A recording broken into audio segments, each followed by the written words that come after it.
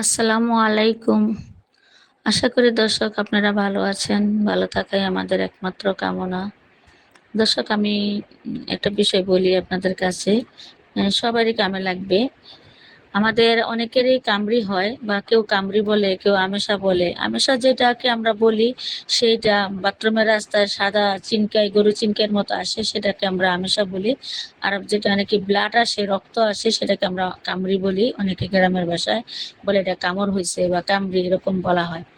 যদি এরকম সিমটিম কেউ দেখা মানে এরকম যদি কেউ দেখেন যে কামড়ি হচ্ছে বা ব্লাড আসছে বা চিনকার মতো গরুর তেলের মতো বের হচ্ছে, তাহলে আপনারা কি করবেন? পেয়ারা গাছের ৯ টা হুড়ি নিবেন। হুড়ি মানে ডালার মধ্যে যে আগা যেই ছোট্ট পাতাটা থাকে বা পাতা মেলবে, ছাড়বে পাতাটা এরকম একটা যে থাকে, ঠিক ওই হুড়ির আগাটা ভেঙে নিবেন। ভেঙে নিবেন ৯ টা। ৯ টা আগা ভেঙে নিয়া ১ মুঠো গুড় নিবেন। গুড় নিয়া এই পাতাগুলি ছেঁচবেন। পাটাতে ছেঁচা রসটা বের কইরা নিবেন। রসটা বের কইরা এই গুড়ের সাথে মিক্স করবেন। গুড়ের সাথে মিক্স করে ১ গ্লাস তৈরি করবেন। ১ গ্লাস তৈরি কইরা একবার আলহামদুল সূরা, ৩ বার কুল ফাল্লার সূরা কইরা হু দিবেন। হু দিয়া এইটা খাওয়াই দিবেন। খাওয়াই দিবেন ৩ দিন খাওয়াইবেন। যদি ৩ দিন খাওয়াইতে পারেন, ইনশাআল্লাহ আল্লাহ তাআলার রহমতে আর আপনার এই রোগটা হবে না।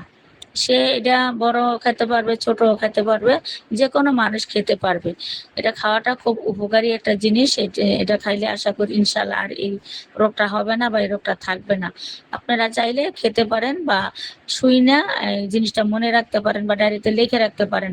যদি কারো এরকম হয়, আপনারা এটা ব্যবহার করতে পারেন। আশা করি আল্লাহ তাআলার রহমতে খুব উপকার হবে।